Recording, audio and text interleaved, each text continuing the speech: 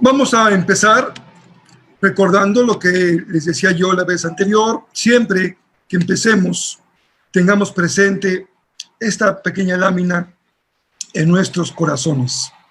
Jesús es nuestro Maestro. Es de Él de quien queremos aprender y es de Él de quien queremos beber su sabiduría y su conocimiento. Inicio esta noche recordando el título del mensaje. El título de la sesión de hoy. Ya estoy predicando todos los domingos. El título de la sesión de hoy. La autoridad de la Biblia en la predicación contemporánea. La autoridad de la Biblia en la predicación contemporánea. Hoy veremos dos cosas. Tal vez la segunda, solamente podamos tener tiempo de introducirnos, pero hoy voy a dar mucho más tiempo a la primera parte, que es el análisis y la interpretación del texto bíblico. Ustedes se llevaron el lunes pasado 2 tareas, una lectura del material que yo comparto cada noche, preparado especialmente para ustedes. Son muchas páginas y multipliquen las páginas por horas de tiempo de preparación y de escritura, así que ahí hay muchísimo trabajo que les compartimos cada semana. Y también les pedimos que escucharan un mensaje a través del podcast del pastor Rolando Gutiérrez. Aquí está la imagen del podcast, su legado, y escuchamos el primer mensaje de la lista que viene ahí, que deben ser para el día de hoy entre 8 o 9 mensajes. El mensaje se llamaba Cumplir la vocación recibida, una acción pastoral. Muy bien. ¿Cuál era la tarea que había que desempeñar? Bueno, había una doble tarea que desempeñar a la luz de esta escucha del mensaje. Es evidentemente el contenido, sin duda que el contenido, y también la estructura. Yo no puedo pedirles ahora, en este momento de nuestro curso, que ustedes puedan tener la claridad de ir captando la estructura del mensaje, porque aún no hemos entrado a ese terreno. Así que por lo menos en el mensaje que escuchamos en la semana que transcurrió, podíamos tener un acercamiento al contenido. Era muy importante ese primer mensaje porque en este mensaje el pastor nos comparte algunas categorías de la acción pastoral. Es decir, son conceptos fundamentales que ayudan a ir estructurando nuestra tarea de predicadores y también como pastores. Déjenme recordarle las 4 categorías que él manejó en su mensaje. Era un mensaje muy sui generis, porque si ustedes pusieron atención, él nunca lee un texto en el cual se basa para compartir, sino que toma prácticamente todo Génesis. Eso no lo hacía prácticamente nunca. Fue un sermón que tuvo como texto todo el libro de Génesis, así que fue sui generis. Pero él estuvo trabajando algunas categorías y les menciono las 4 fundamentales: obediencia, confianza, amor y dar. Nos compartió que hubo un diálogo con su hijo Gustavo para enlistar una serie larga de categorías pastorales y coincidieron en que en Génesis había fundamentalmente estas 4: obediencia, confianza, amor y dar. Es muy importante que nosotros podamos diferenciar. Hay predicadores, buenos predicadores, que tienen muchas ideas y buenas ideas. Es decir, hay predicadores de ideas y hay predicadores de conceptos. El pastor Gutiérrez era un predicador de conceptos.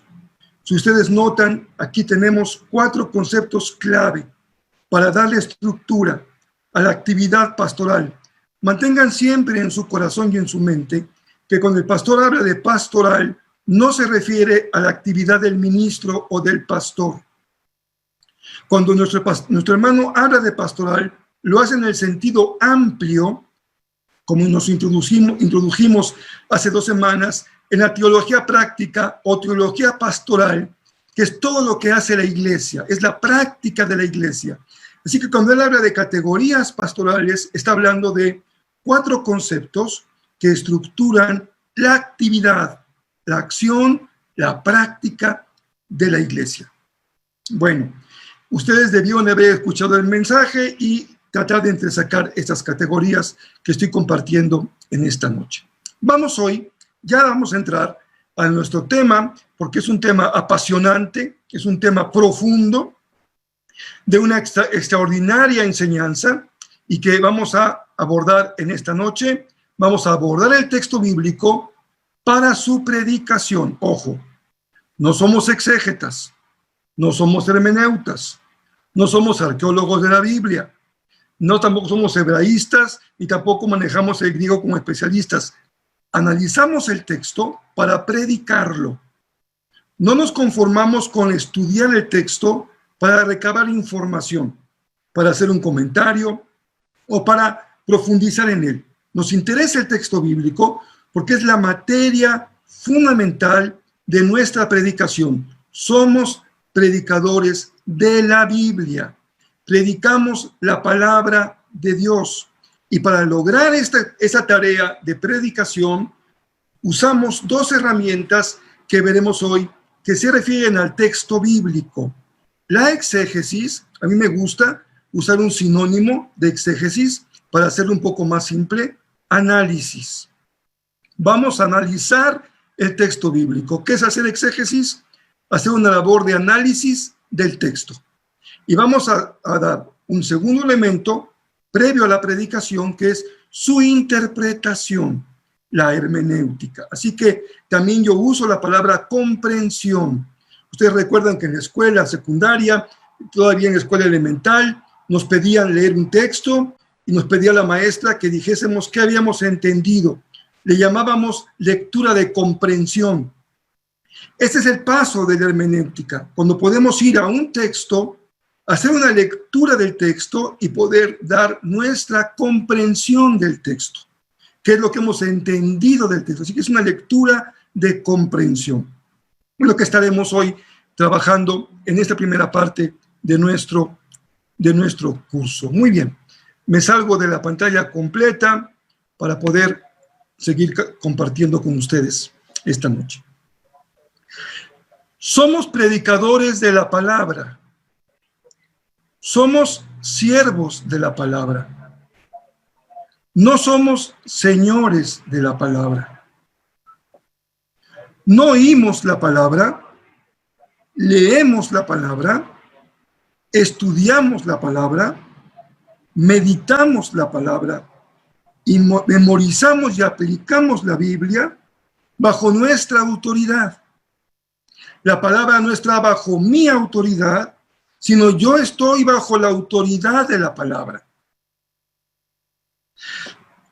Nuestra labor de predicadores es colocarnos bajo la autoridad de la palabra de Dios. Esto, queridos hermanos, es algo que extraemos y que aprendemos de la reforma magisterial del siglo XVI. Nuestra herencia protestante, por tangencial que sea, porque ustedes saben que como bautistas, estrictamente hablando, no somos herederos de la reforma magisterial, sino de la reforma de las iglesias libres, o también llamada reforma radical de esa época y de ese sector de la reforma. Sí abrevamos como bautistas de 2 grandes ríos. Tenemos un antecedente anglicano que nos conecta con la reforma magisterial, y tenemos un antecedente con las iglesias libres que nos da una vinculación con el mundo no protestante de la reforma. De la parte magisterial recibimos esta clave hermenéutica: no somos señores de la palabra. La iglesia no está por encima de la palabra. La jerarquía no está por encima de la palabra. La palabra es la que tiene autoridad. Por eso decimos en nuestros principios bautistas, la Biblia es nuestra única norma de fe y de práctica. Bueno, usted sabe muy bien que luego se nos olvida, pero si lo decimos, y lo decimos con todo nuestro corazón, con toda claridad. Estamos bajo la autoridad de la palabra, pero también, muy importante, bajo la guía del Espíritu Santo. Así que siempre también trabajamos dos categorías, la palabra y el Espíritu. El predicador está bajo la autoridad de la palabra y bajo la guía del Espíritu del Señor. Es decir, estamos bajo el testimonio de Jesús y bajo el señorío de Jesús en nuestro entendimiento y en nuestro ser. Es decir, no es un sacrificio intelectual, no es que no podamos pensar y razonar de manera libre y autónoma, sino que cedemos nuestra libertad de pensamiento al ponerla bajo la autoridad de Jesús. Somos siervos de la palabra. Por ello, a mí me inquieta y les pregunto y les comparto esta pregunta. ¿Por qué muchos predicadores el día de hoy se olvidan de predicar las Escrituras? ¿Por qué hablamos de otras cosas en los mensajes? Hay hermosos mensajes llenos de psicología. Hay hermosos mensajes llenos de sociología. Hay hermosos mensajes llenos de mercadotecnia, de pensamiento positivo, de filosofía, de ocultismo, de ideologías políticas, de ideologías económicas y algo muy común en nuestro contexto, de prendidas de foco y de intuiciones. En México decimos prendida de foco al que se le ocurre algo sin sentido y lo dice, se le prendió el foco. ¿Qué compartimos? Prendidas de foco.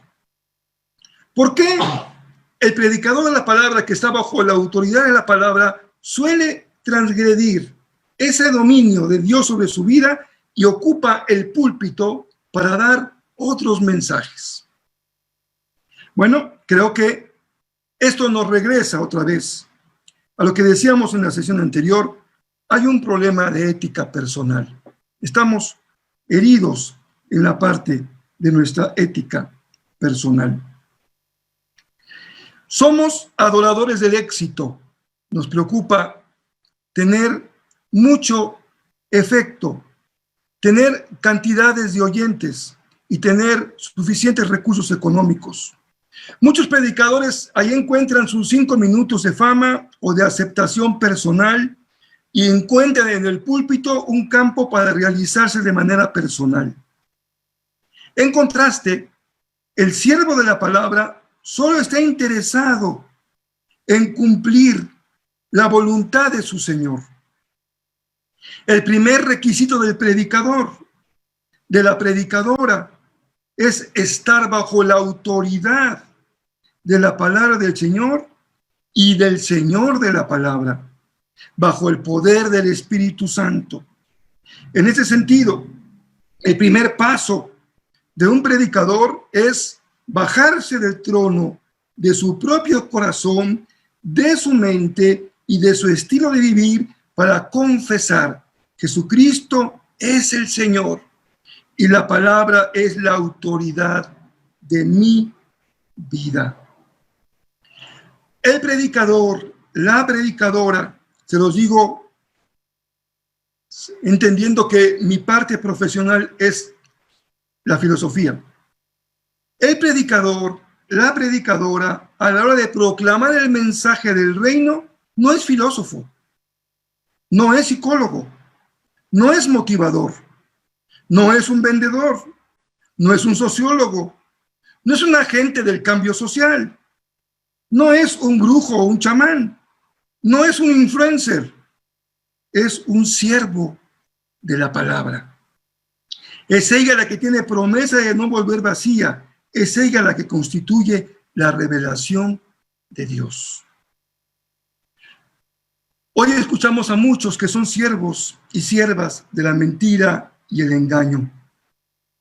Pero no es este tal vez el problema mayor que enfrentamos hoy en la predicación. Tal vez un problema muy grande a la hora de enfrentar la tarea de predicar es la flojera, la bulia, la pereza, la falta de responsabilidad personal, el no disfrutar y dedicar tiempo al estudio, a no vivir el ministerio de la proclamación de la palabra con dignidad. Algunos son carnales y no viven bajo el señorío del Espíritu Santo, y otros viven exaltados, pensando que levantando la voz lograrán sus deleznables objetivos. En esta tercera parte soy tan enfático con esto, tan enfático con la enseñanza de la autoridad de la palabra de Dios, porque esa es la gran carencia de la predicación contemporánea, su autoridad bíblico-teológica. Y hoy vamos a hablar de esta autoridad desde la arena del trabajo con el texto bíblico, antes de predicarlo. Para esta hermosa y desafiante y a veces árida y exigente tarea, necesitamos recordar que tú y yo somos seres integrales, unidades biopsicosociales que llegamos a la Biblia con todo lo que somos. Y no solo como entidades etéreas que andan pululando por el mundo acompañando a los angelitos con sus arpas. No. Nos acercamos a la Biblia con todo lo que somos, como seres, como personas integrales. Tenemos carencias intelectuales y así vamos a la palabra. Y a veces, aunque somos graduados universitarios, batallamos para leer y para escribir. Nos acercamos a la palabra con carencias espirituales, porque con dificultad tenemos una vida de oración y lectura piadosa de las Sagradas Escrituras. Nos acercamos con carencias éticas porque aún tenemos profundas heridas en nuestro carácter en las que aún el Señor sigue trabajando. Es por eso, porque reconocemos nuestras propias carencias, que la primera tarea de un predicador es doblar sus rodillas, poner nuestra frente en la tierra y clamar al Señor para que Él supla nuestras carencias y nos ponga a trabajar duro para formarnos y crecer.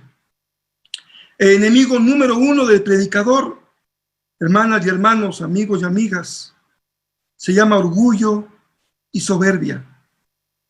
El orgullo y la soberbia nos alejan del ministerio del siervo de la palabra.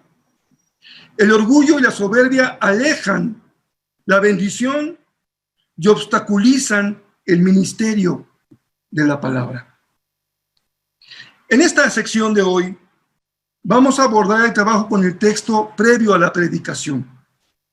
Y hay diferentes maneras en las que se puede abordar el texto bíblico.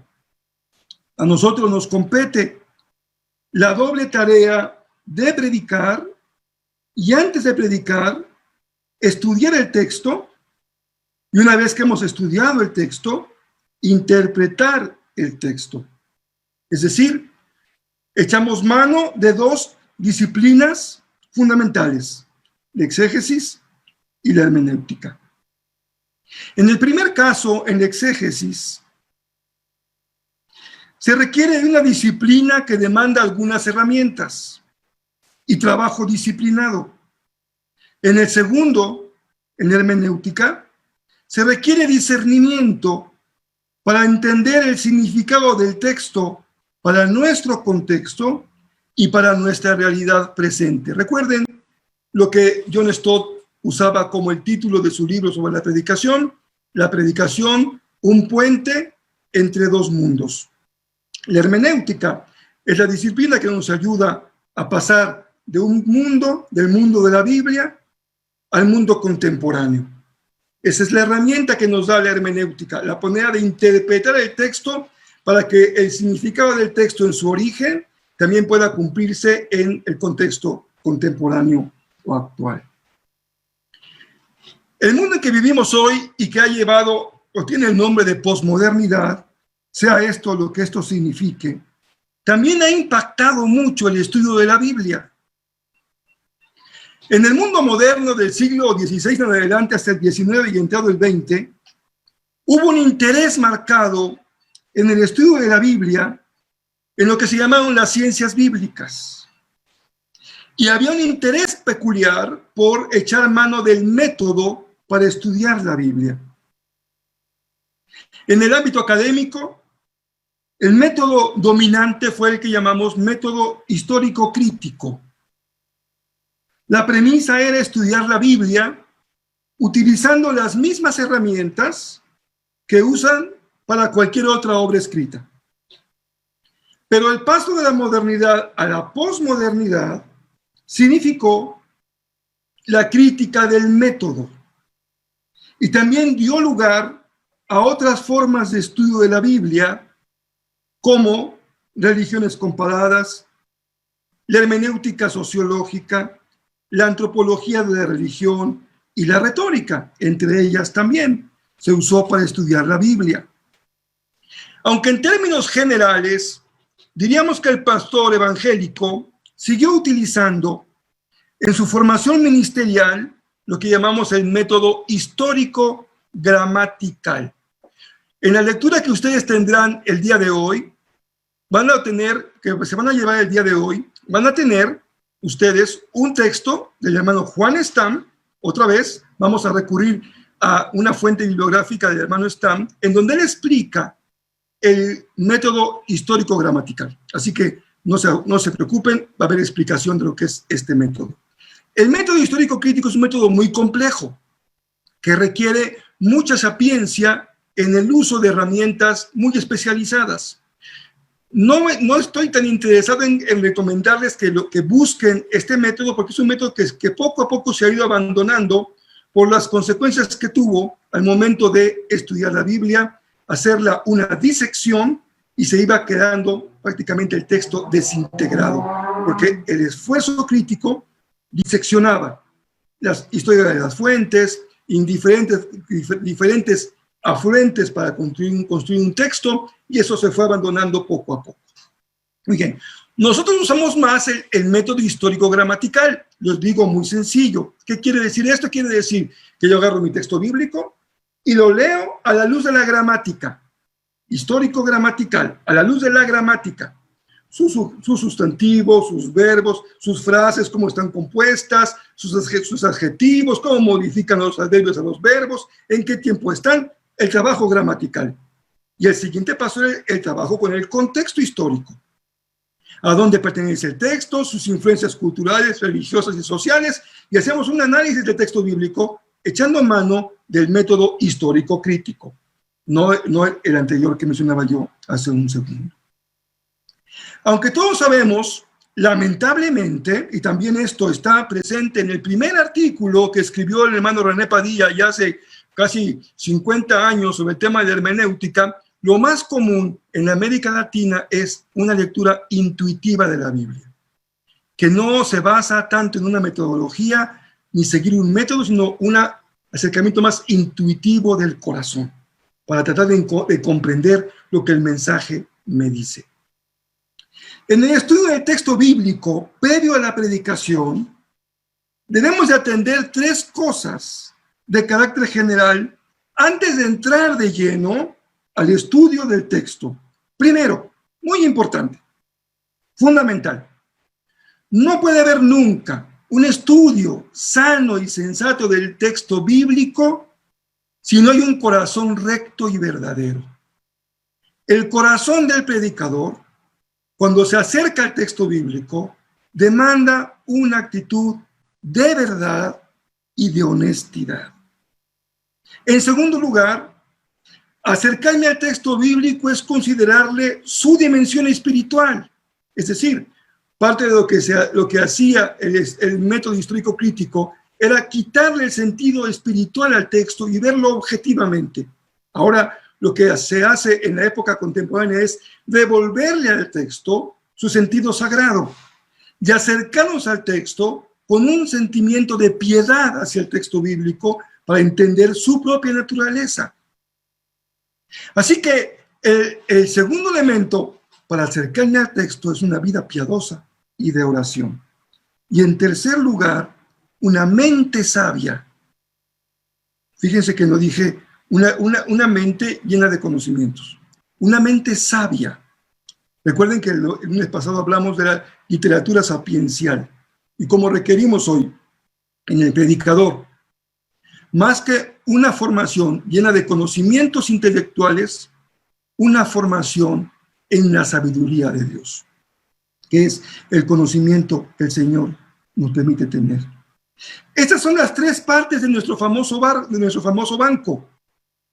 La actitud honesta y verdadera ante el texto, la piedad del corazón y la oración frente al texto, y, por último, el pensamiento de una mente renovada en el Señor, para acercarnos al texto. Cuando el Señor nos da su gracia, lo que el predicador hace es recibir la gracia del Señor en la palabra y compartirla con su congregación. Recibo la gracia del Señor en su palabra, en su revelación, y yo la comparto con la congregación. Recuerda que nosotros usamos con cuidado tres palabras: la palabra revelación, la palabra inspiración y la palabra iluminación. Recuerde que nosotros circunscribimos la palabra revelación solamente para el texto bíblico. Dios se revela solamente en el texto bíblico, en su revelación directa, verbal. Entendemos que hay una revelación natural donde Dios nos habla en la creación, pero en su revelación verbal es la palabra. Esa es la revelación. La inspiración es la que recibieron los autores bíblicos para poner por escrito la revelación. Y la iluminación es aquello que ustedes y yo aspiramos a tener cuando nos acercamos a la palabra, y que el Espíritu nos ilumine el corazón, nos ilumine la vida, nos ilumine nuestros ojos y nuestra mente para comprender la palabra de Dios. Ese es un aspecto espiritual que no se puede recoger en el método. Esto no puede ser objeto de un estudio metódico cuando entramos en el terreno de lo que el Señor da de su gracia para el predicador. Después voy a advertir algunos riesgos de caer en el iluminismo, pero por lo pronto dejamos asentada la importancia de la iluminación del Señor. Estas tres patas previas a las que me estoy refiriendo tienen que ver con el predicador necesita un pensamiento bíblico-teológico sólido y saludable para ir a la Biblia. Tenemos que aprender a pensar teológicamente. Una forma de aprender a pensar teológicamente es aprender a pensar con categorías teológicas. Y en el mensaje del pastor Gutiérrez, en el podcast, aprendimos 4 categorías pastorales. Cuando yo empiezo a pensar categorialmente y empiezo a llenar mi mente de una estructura conceptual y categorial formada en la palabra, entonces el predicador empieza a pensar teológicamente. La segunda patita del banco, el cultivo de la espiritualidad. Hemos hablado desde el lunes pasado de que entendemos la espiritualidad como algo que es integral, que incluye el trabajo sagrado por gracia de Dios y que incluye la vida comunitaria. Recuerden que el ideal de espiritualidad de la iglesia congregacional, de la dimensión congregacional, no es el apartamiento del monje que se aparta del mundo para buscar a Dios y contemplar a Dios fuera de la realidad del mundo. Por el contrario, la espiritualidad de una iglesia que está fundamentada en la palabra del Señor consiste en bendecir a Dios en el trabajo es espiritual, y bendecir a Dios en la vida comunitaria. Recuerden que les recomendamos leer el pequeño libro de Bonhoeffer que se llama Vida en Comunidad, donde él habla a los estudiantes del seminario del día solitario y del día común. Es decir, el predicador necesita un tiempo a solas con Dios, el Señor y yo, y un segundo día para estar en la comunidad de los fieles. Ahí se ejerce la vida espiritual. El tercer patita de nuestro banco es justamente la integridad de un testimonio de vida. Enfaticé el lunes pasado, lo repito este día porque son conceptos que quiero ir dejando en su corazón. el testimonio de una vida no es una fotografía, no es un momento en nuestra vida, es toda la historia de vida. Toda la historia de una vida es lo que constituye el testimonio de una vida. Muy bien, vamos a entrar ya de lleno a la parte de herramientas y cosas un poco más prácticas que quiero compartir con ustedes en esta noche. Y voy a dejar descansar al hermano Daniel para que no tengamos toda la noche viéndonos cara a cara porque nos está espantando. Muy bien. Déjenme mostrarles enseguida esto. Entonces yo les decía que tenemos 3 responsabilidades previas a la hora de la predicación. 1, 3 responsabilidades previas. Aprender a pensar teológicamente, cultivar una espiritualidad integral y cuidar el testimonio de una vida. 3 elementos. Ya los expliqué. Muy bien. ¿Cómo abordamos el texto bíblico? La parte analítica, la parte exegética. Me voy a ir en lo básico, porque en lo básico está lo esencial. Aquí no hay una gran sapiencia ni tampoco una gran profundidad. Es bastante sencillo, pero súper importante y fundamental en el acercamiento con la Biblia. Tenemos que ejercitar 6 áreas de la vida para acercarnos al texto bíblico. Ejercitamos el oído, ejercitamos la mirada, ejercitamos el pensamiento, ejercitamos la memoria, ejercitamos el corazón y ejercitamos la práctica o la acción. Muy bien. El ejercicio del oído. Primero, el primer acercamiento con el texto bíblico es oír el texto bíblico. Los hebreos tardaron muchos años en recoger por escrito la palabra de Dios. La primera educación del pueblo hebreo fue: escucha Israel, oye Israel, repíteles a tus hijos cuando vas por el camino, una y otra vez, escucha, escucha, escucha. Nosotros hemos perdido la habilidad de escuchar la palabra porque nos hemos convertido en una cultura visual, tanto la visual de la pantalla como visual del texto. Y hemos perdido la habilidad de la escucha. Y la palabra necesita, primero que nada, ser escuchada. ¿Cómo? Bueno, la lectura audible. Usted puede conseguir un CD con la Biblia grabada en audio, lo pone en su aparato reproductor y escucha. Voy a predicar el capítulo 1 de Juan, lo oigo y lo vuelvo a escuchar. Y lo vuelvo a escuchar. Y se va en el auto, lo pone en su casetera y lo sigue escuchando. Y si tiene un iPod, ahí pone el texto bíblico y lo sigue escuchando. Y si tiene una forma de entrar a internet, y puede tener 4 o 5 versiones y sigue escuchando. Porque el primer acercamiento con el texto bíblico es el oír. El oír. El oír, dice Pablo, ¿cómo podrán creer si no oyen, si no escuchan? Hay muchas herramientas que nos permiten escuchar la palabra: discos, páginas de internet, la lectura audible de una persona, nuestra propia lectura en voz alta, pero hay que escuchar, porque oír es el primer paso y aprender a hacerlo con cuidado. Escuchar, con cuidado. Aquí también incluimos que ustedes pueden escuchar sermones de consiervos que predican la misma palabra. Yo puedo muy bien poner con cuidado y precaución en el buscador de internet Juan 1 y me van a salir 100, 200, 500, 1000 predicaciones de Juan 1. Consejo: no se las fusile, no se las fusile. Eso no se vale. Tiene que hacer su propio trabajo, su propia chamba. Pero sí puede oír. Busque predicadores sabios, predicadores maduros, predicadores que se han sido reconocidos y respetados, y escuche sus mensajes, porque hay que oír la palabra. Oír la palabra. ¿Quién requiere oír la palabra? El que predica la palabra.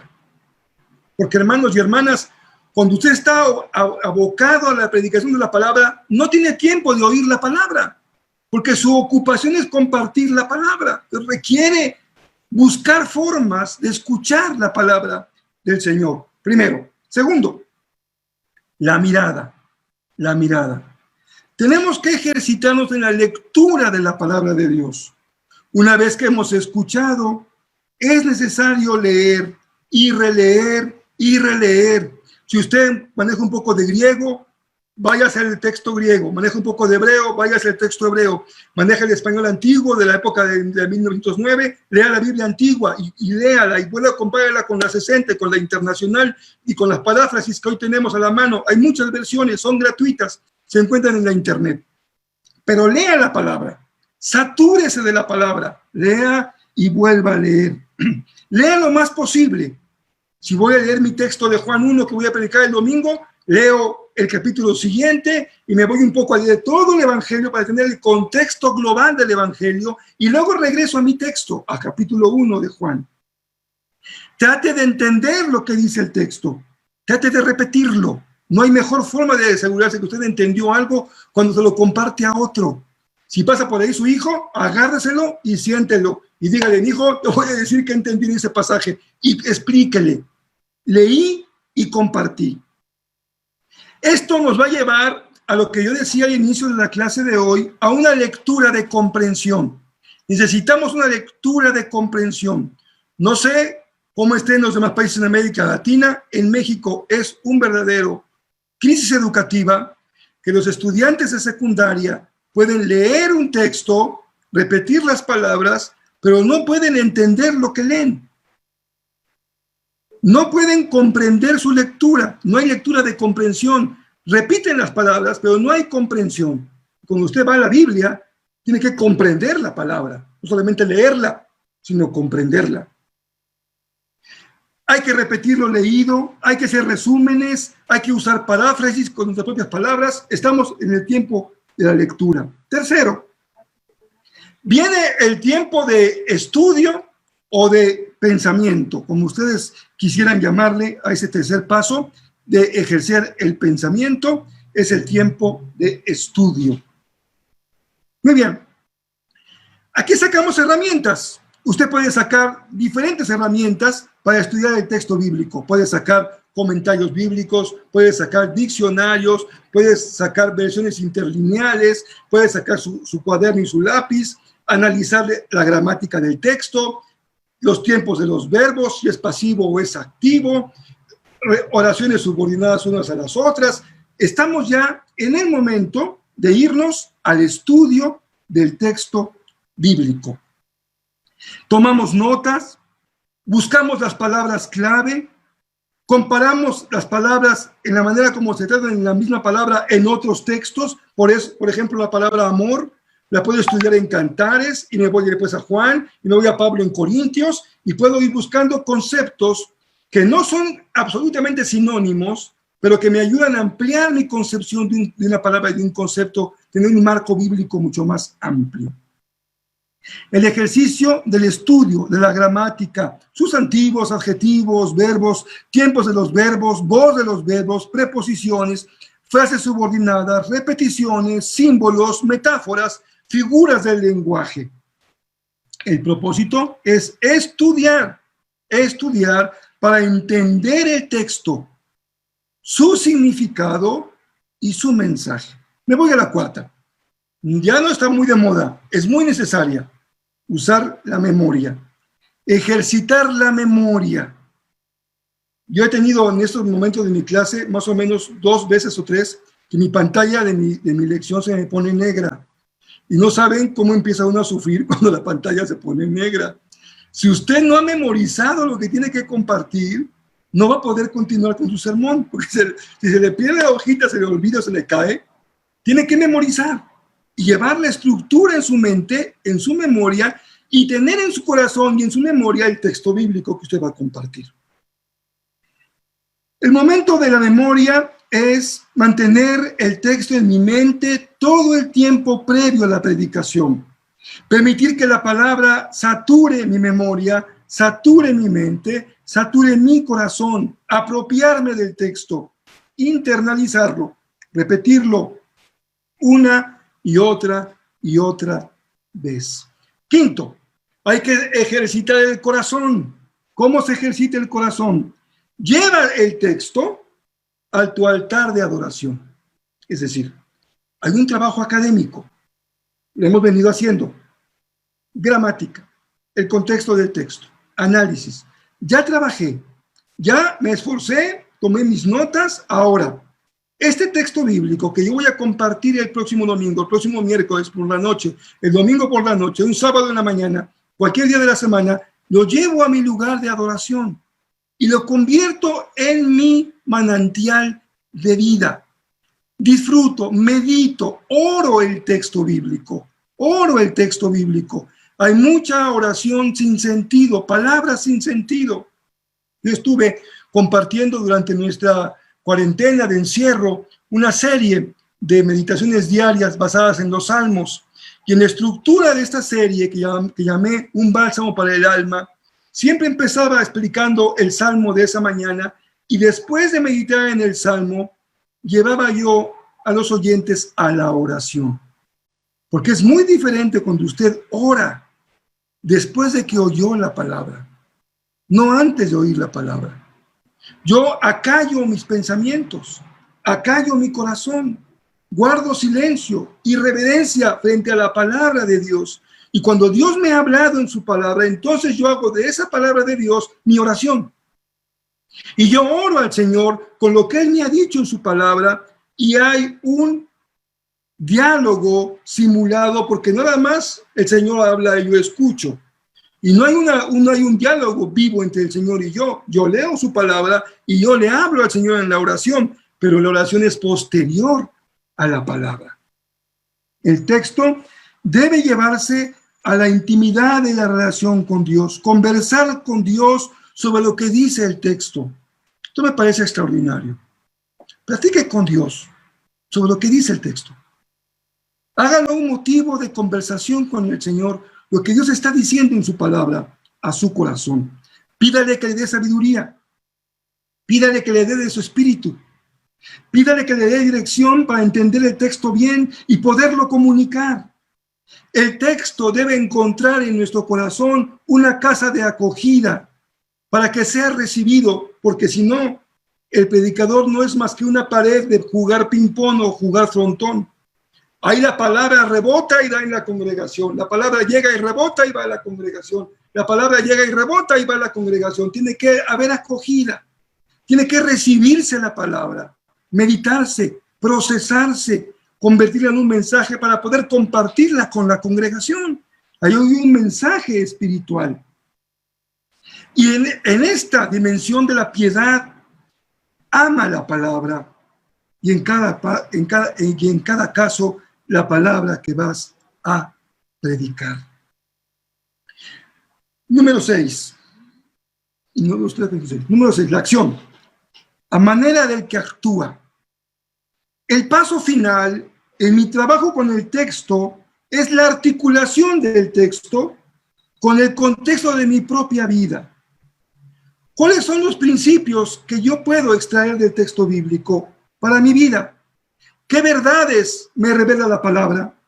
¿Qué valores puedo asumir para transformar mi propia existencia? Sin entender la manera en que el texto encuentra su aplicación en su lector, el estudio se queda a nivel literario. Es útil, pero no cumple su propósito, que es transformar vidas, anunciar el reino, transformar la realidad. Es el paso de la práctica o de también utilizaríamos una expresión muy propia de la hermenéutica, la aplicación. Número 7. Ya no están en los 6 ejercicios, pero este punto 7 es fundamental porque irradia a los anteriores. Del método de disciplina hacia arriba se irradian por este último punto. Recordemos que el método significa una serie de pasos para llegar a un fin. Estos pasos deben de tener un orden, generalmente un orden, una secuencia lógica, un aspecto metodológico, orden lógico, que parte de premisas para llegar a una conclusión. es similar a la de cualquier estudio de un texto literario. Hay muchos métodos de estudio bíblico que son accesibles. Yo les recomiendo que usted investigue lo que se llama el método de estudio inductivo de la Biblia. Hay muchos auxiliares para este método. También le recomiendo que usted eche mano del método de análisis estructural, un poco olvidado, pero muy útil.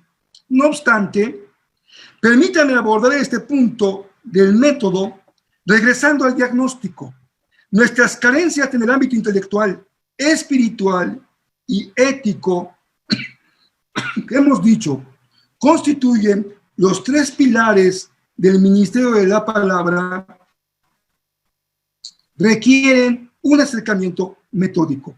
Para que yo atienda mi pensamiento, mi vida de piedad y mi estilo de vivir, se requiere un acercamiento metódico y disciplina.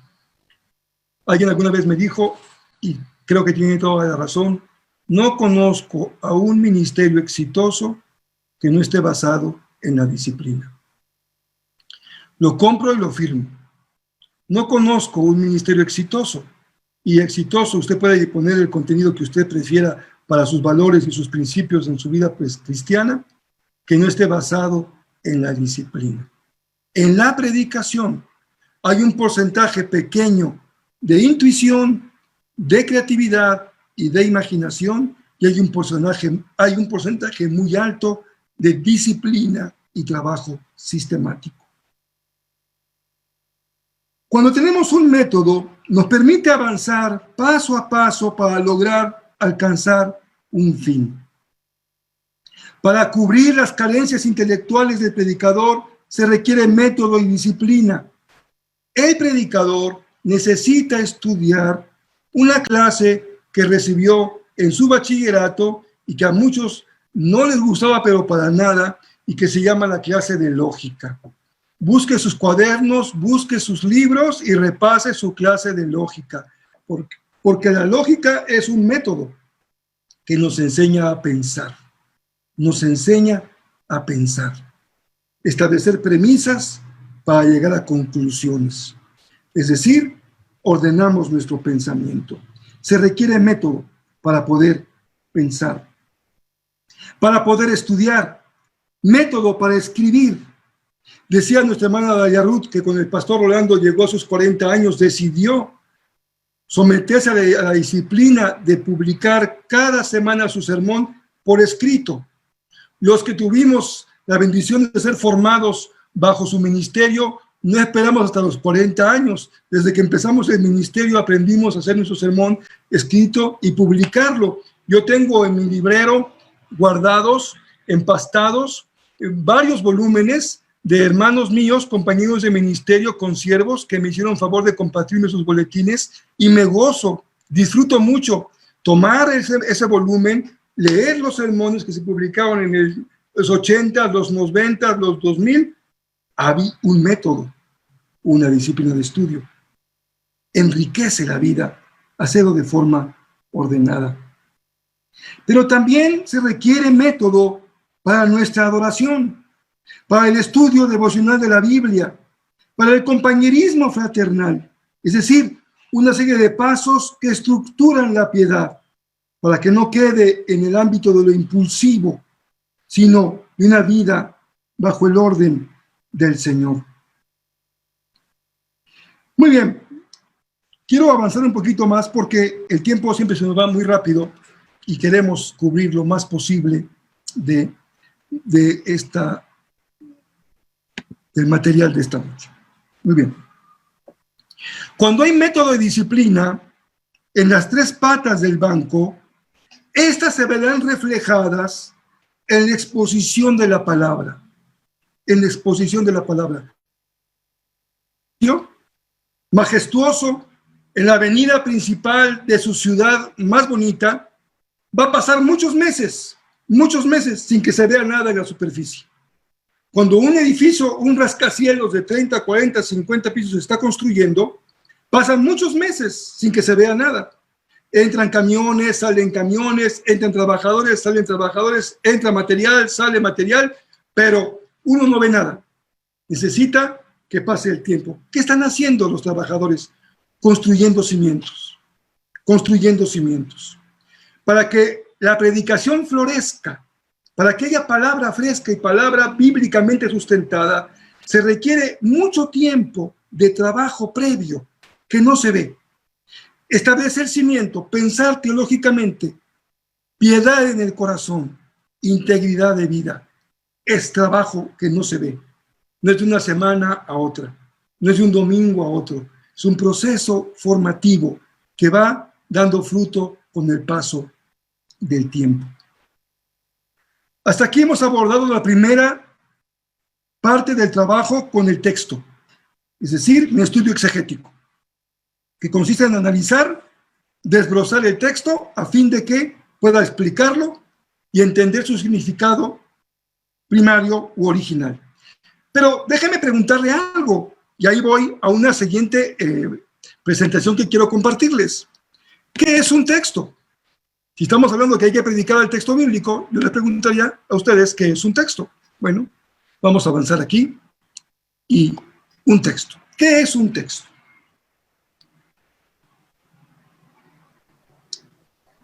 Independientemente a su extensión, un texto debe cumplir con dos características básicas: coherencia y cohesión. El contexto de un texto es todo lo que rodea al texto. Les pongo un ejemplo muy sencillo.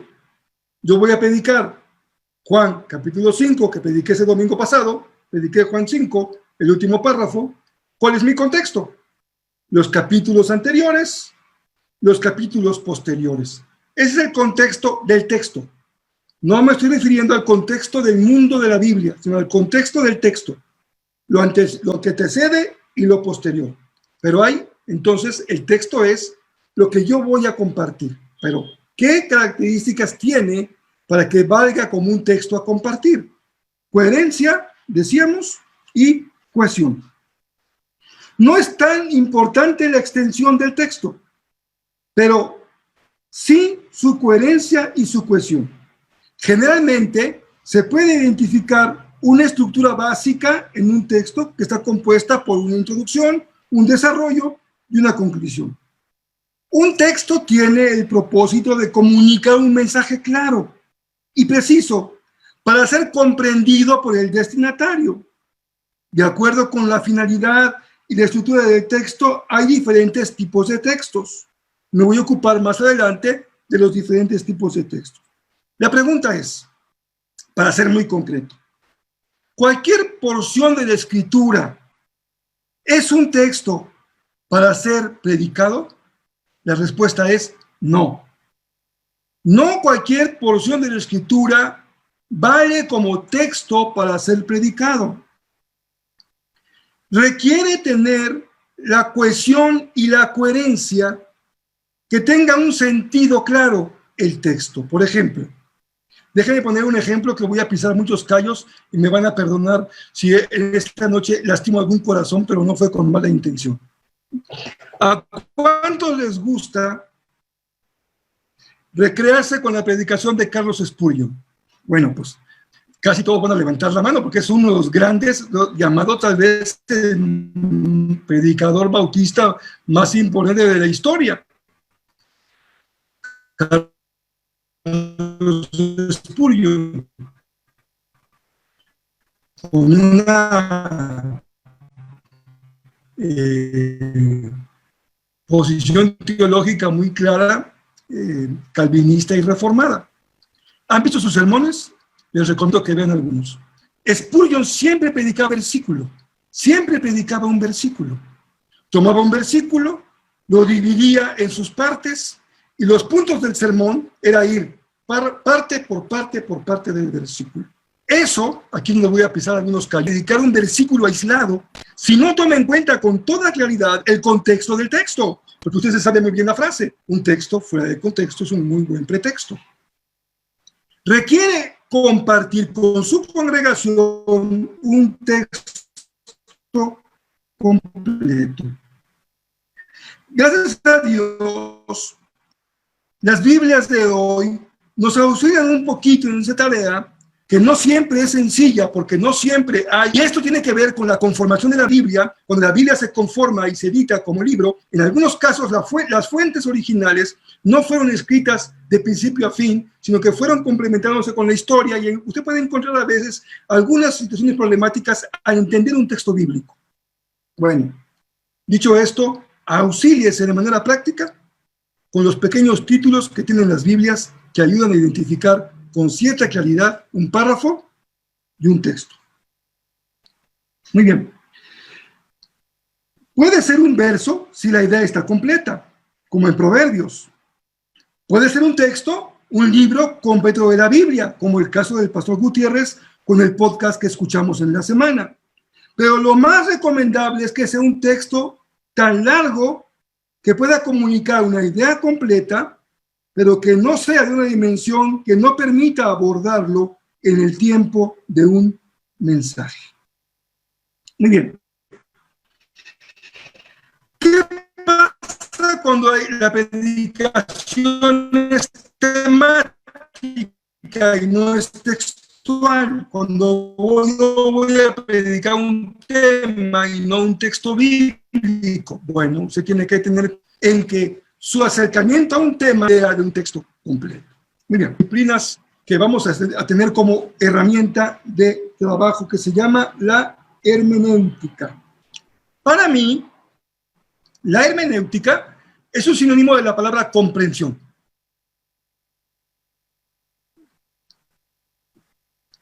¿Qué es la que yo ya tuve un acercamiento con mi texto bíblico, ya hice un trabajo lo estudié, lo analicé, oré el texto, lo memoricé, revisé mis notas, escuché la palabra, el cuidado, yo ya lo realicé. Ahora bien, ¿qué sigue? Comprender el texto. La diferencia es que la exégesis analiza, desbroza, separa, y la hermenéutica comprende en su integridad. La hermenéutica es la labor de comprensión más allá de una frase, cuando hay un discurso, un texto de comprensión. Esa es la labor de la hermenéutica, la comprensión del texto. Todos, hermanos y hermanas queridas, somos hermeneutas, todos. Usted lee la Biblia y yo le pregunto, ¿usted qué leyó? Y me va a decir, pastor, yo leí esto y entendí esto. Muy bien. Usted está interpretando, es un hermeneuta.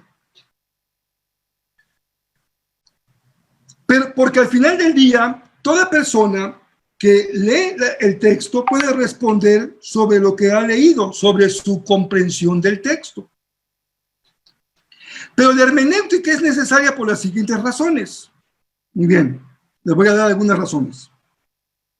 Primero, la distancia histórica que hay entre el tiempo en que el texto se escribió y el tiempo en que el texto es leído. Son dos momentos históricos diferentes. Para que yo comprenda lo que se dijo en este momento, necesito traducirlo a mi contexto. Esto es la hermenéutica. Segundo, hay diferencias de cosmovisión entre el tiempo del texto y mi tiempo. Eso requiere interpretación, comprensión. La cosmovisión, ¿qué es cosmovisión? Cómo se entiende la vida, la realidad, el hombre, la naturaleza en el tiempo de la Biblia y cómo se entiende hoy. Es una gran diferencia, ¿sí? Lo que ayer podía ser una enfermedad o una posesión demoníaca, hoy puede llamarse una enfermedad. Son cosmovisiones distintas de una misma, probablemente una misma realidad. Todo texto antiguo tiene problemas por la misma configuración de un texto que requiere el auxilio de una interpretación. También la labor hermenéutica se justifica porque hay una distancia entre lo que el autor quiso decir y lo que el autor plasmó en su texto. Bueno, Uno de los grandes hermeneutas, Schleiermacher, que es un teólogo alemán de la Ilustración, tenía un principio hermenéutico y él decía que el hermeneuta debe ser capaz de entender el texto mejor que el que lo escribió. Es la labor del hermeneuta. Entender el texto mejor que el que lo escribió. Y él pensaba que el lector tenía que entrar en la psicología del autor para comprender lo que el autor quiso decir en ese texto. Imagínense usted, que usted va a leer otra vez, regreso a los evangelios, a Mateo, y lee el texto de Mateo y usted dice, ¿qué es la labor del hermeneuta? Meterse en la cabeza de Mateo para tratar de comprender lo que Mateo quiso decir y comprenderlo mejor de lo que él mismo pudo haberlo dicho cuando lo escribió en su evangelio. La labor de la hermenéutica consiste en la comprensión de un texto, porque en ocasiones lo que se plasma en el texto no significa la plenitud de su significado. Espero que esto no sea complicado de comprender. Lo que se plasma en el texto no siempre significa la plenitud de su significado, y para eso se requiere la labor de la hermenéutica. Muy bien, estos problemas pueden reducirse a tres. La hermenéutica responde a tres problemáticas: la problemática del autor, la problemática del texto y la problemática del lector. Los tres tiempos: el autor, el texto mismo y el lector. Muy bien, ustedes van a leer este material con más calma. Estoy tratando además de hilar las ideas más importantes que no quiero que se queden en el tintero. ¿Cómo se interpreta un texto bíblico? Bueno, la herencia que tenemos del texto bíblico, de su interpretación, es muy rica y muy compleja. Tanto los judíos como los primeros padres de la iglesia, la patrística, comenzaron a construir lo que se llaman los 4 sentidos de un texto bíblico. 4 sentidos. El sentido literal, el sentido analógico, el sentido metafórico y el sentido anagógico. 4. Se los repito, va a estar en su material. El sentido literal, el sentido analógico, el sentido metafórico y el sentido anagógico. Quiere decir que un texto debe ser leído buscando en el texto bíblico los 4 sentidos de la escritura. Número 1, lo que dice de forma literal. Después, las analogías que establece. Después, las figuras metafóricas, para llegar a la parte espiritual o anagógica que lleva al místico a tener una comprensión de lo que Dios quiso decir en su palabra. Esta concepción, en cierta medida, la comparten los judíos, porque los judíos también tuvieron un acercamiento al texto bíblico metafórico o simbólico. Esto es súper interesante y es riquísimo y es a todo dar que lo compartamos hoy. No me da tiempo de explicar mucho. Pero el protestantismo dijo no. Lutero y la Reforma Magisterial dijeron no. Vamos a ir a una hermenéutica del texto literal. Lo que el texto dice en el uso común y corriente de las palabras, sin buscar significados ocultos, metafóricos o analógicos o anagógicos. ¿Qué decía Calvino? Calvino decía que las grandes herejías del catolicismo estaban basadas en las interpretaciones alegóricas. Pues el protestantismo rechazó la alegoría, rechazó la analogía y se decantó por la interpretación literal. Pero aquí se las dejo de tarea. Voy a decir algo interesante. En realidad esto no fue así. El protestantismo no tuvo como criterio hermenéutico la interpretación literal del texto, sino la interpretación cristológica, que se llama la interpretación tipológica. ¿Qué quiere decir esto? Que Lutero y Calvino enseñaban que todo texto bíblico tiene que ser interpretado desde Cristo. La interpretación cristológica, tipológica. Voy a estudiar a Moisés como un tipo de Cristo. Voy a estudiar a Josué como un tipo de Cristo. Voy a estudiar a Adán. Y decía Lutero, para que el texto bíblico lo consideremos un texto con autoridad, palabra revelada de Dios, tiene que estar presente Cristo Jesús. Por eso discutían todavía en la época de la Reforma si Cantares debía estar en la Biblia o no, y otros textos bíblicos más. Y ustedes saben la gran polémica con el libro de Santiago, con la reforma del protestantismo. Pero bueno, les decía yo aquí me puedo quedar 3 días porque es un tema súper interesante, pero no nos alcanza el tiempo. ¿Qué elemento viene adicional? Los bautistas, hermanos queridos, despertemos, no se me queden dormidos, no somos protestantes. Tenemos un filón de herencia de la iglesia anglicana y luego congregacional del protestantismo en Inglaterra. Pero tenemos un filón de influencia con las iglesias libres y la reforma radical. Muy bien. Recuerden, la reforma protestante dice la enseñanza literal del texto bíblico cristológico. ¿Y qué dijo la reforma radical? Los menonitas, los anabautistas dijeron, bueno, eso es una lectura que no da lugar al Espíritu Santo. Y entonces tenemos una herencia espiritual en donde no basta leer el texto bíblico entendiendo a Cristo en el texto, sino requerimos el auxilio del Espíritu Santo.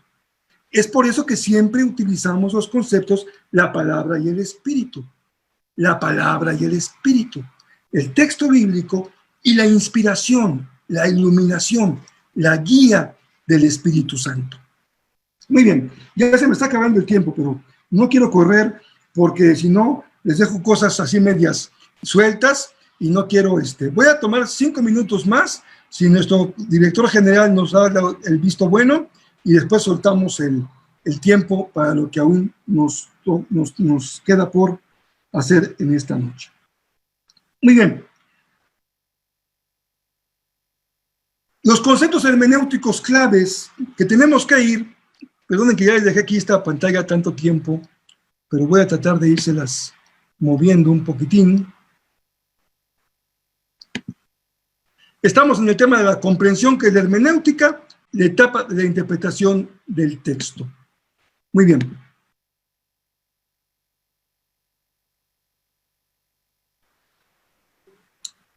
Hay algunos conceptos claves para interpretar.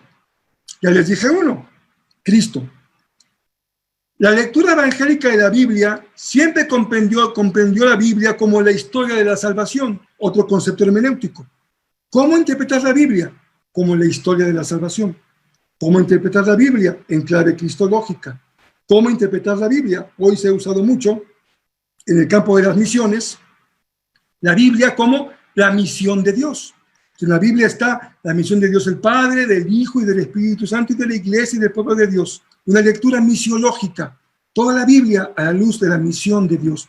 En América Latina, los teólogos de la liberación dijeron, leamos la Biblia en clave opresión, liberación. Opresión, sinónimo de pecado. Liberación, sinónimo de salvación. Una lectura, opresión, liberación, más de enfoque político. Y hay otros elementos que han venido incorporándose, y leíamos en el texto del hermano Stam, que en América Latina nuestra fraternidad teológica ha usado la clave de interpretación que es el reino de Dios. ¿Cuál es el tema de la Biblia? El reino de Dios. Lo usamos como un gran concepto que nos ayuda a interpretar todo lo que es la Biblia a la luz del concepto del reino de Dios. Muy bien.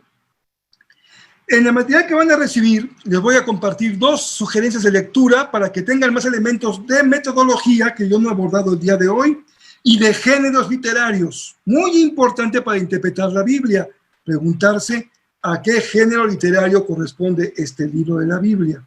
Yo les aconsejo que no lean Cantares en forma literal, porque no la van a entender ni papa.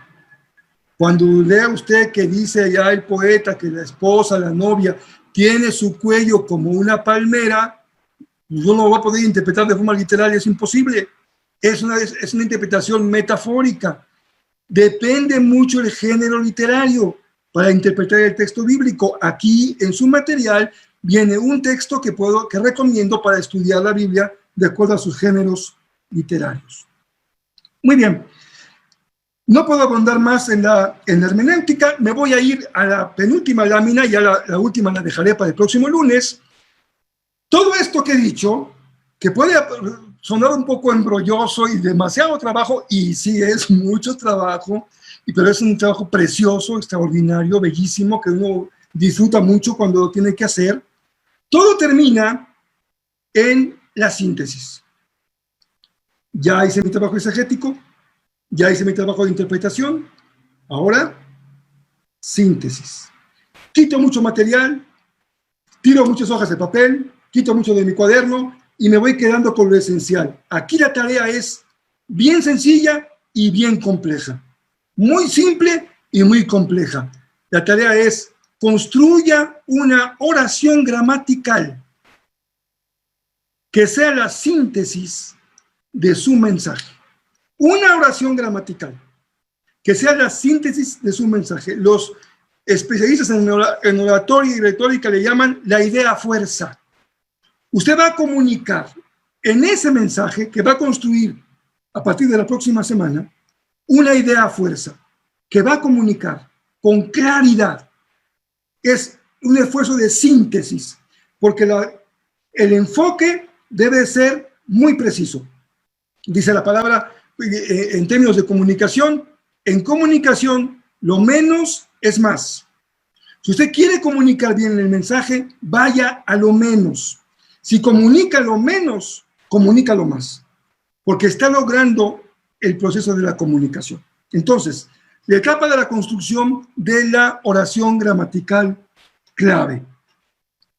Brevemente les digo, es una idea fuerza, una frase gramatical que puede resumir lo que el auditorio, los oyentes y la congregación debe creer, debe valorar y debe hacer.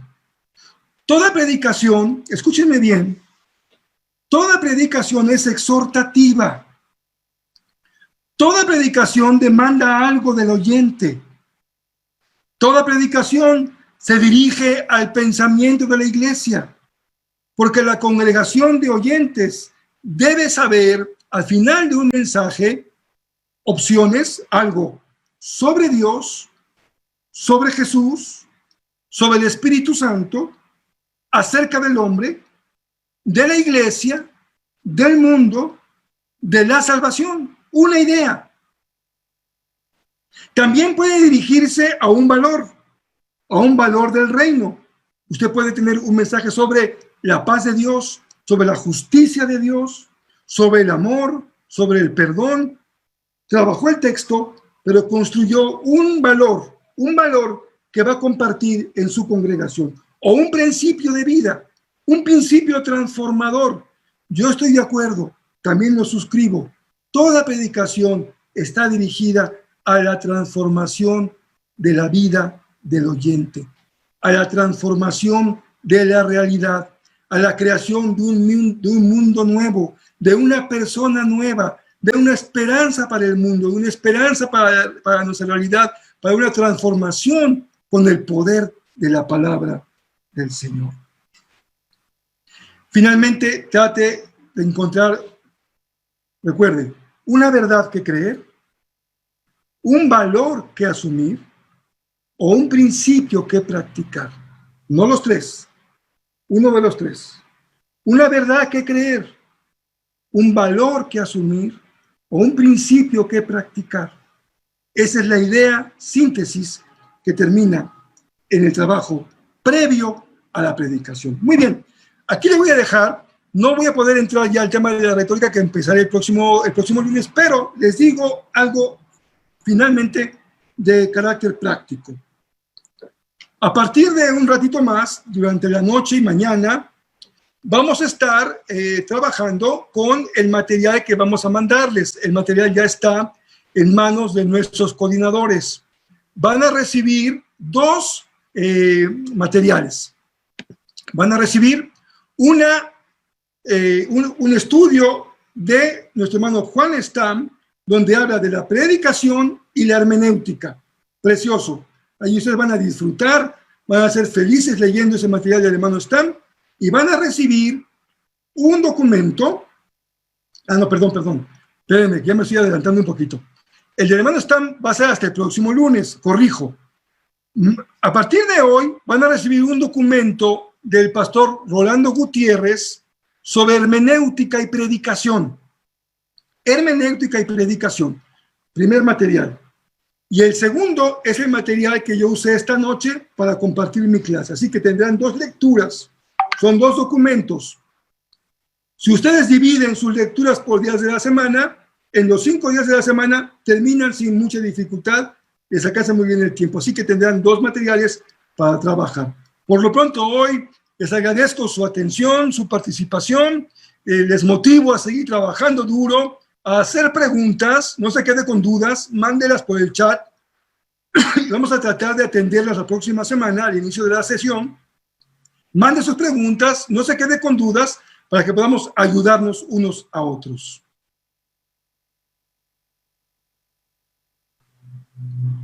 Adelante, mi hermano Daniel. Gracias, Pastor Rafael Pola, por esta interesante clase. Mis hermanos y hermanas, debemos aprovechar el tiempo de pandemia. Ante tanta superficialidad, debemos enfocarnos en el estudio de la palabra. Y quiero decirles que lo que nos ha dado parece muy abrumador, pero es oro molido.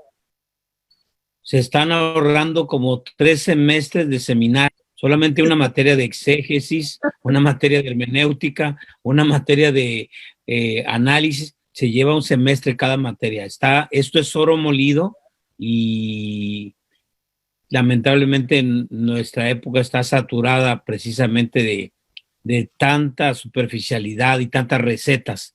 Yo creo que nos evocamos al estudio de la palabra. Así que gracias por esta interesante y muy, muy enriquecedora clase que nos ha dado. Van a tener mañana, mañana tienen todos el material. Si a alguien le falta, escríbale a su coordinador o directamente se lo hacemos llegar con todo gusto. Muchas gracias y vamos a pedirle a nuestro hermano Chris, que nos está viendo desde Newman, Atlanta, que nos dirija en oración para despedirnos.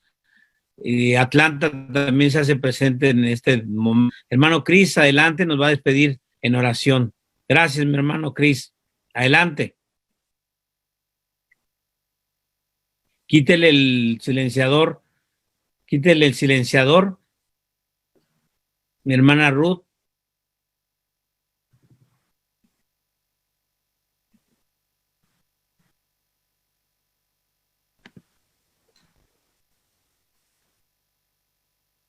Pueden abrir los micrófonos, los coordinadores. Ahí está, listo, mi hermano. Adelante.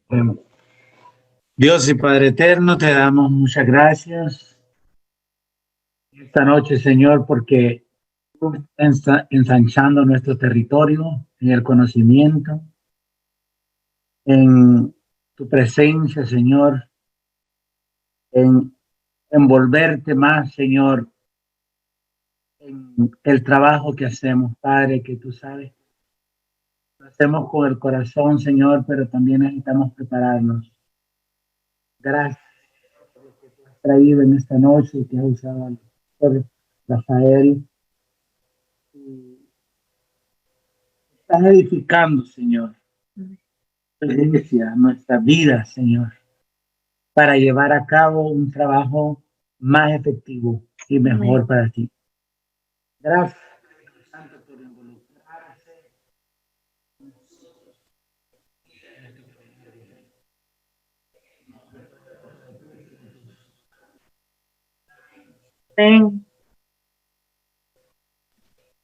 Gracias, hermanos y hermanas.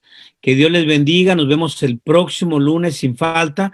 Mañana van a recibir todos el material. Si a alguien le hace falta el material, escríbanos a sus coordinadores o directamente al coordinador general. Que Dios les bendiga.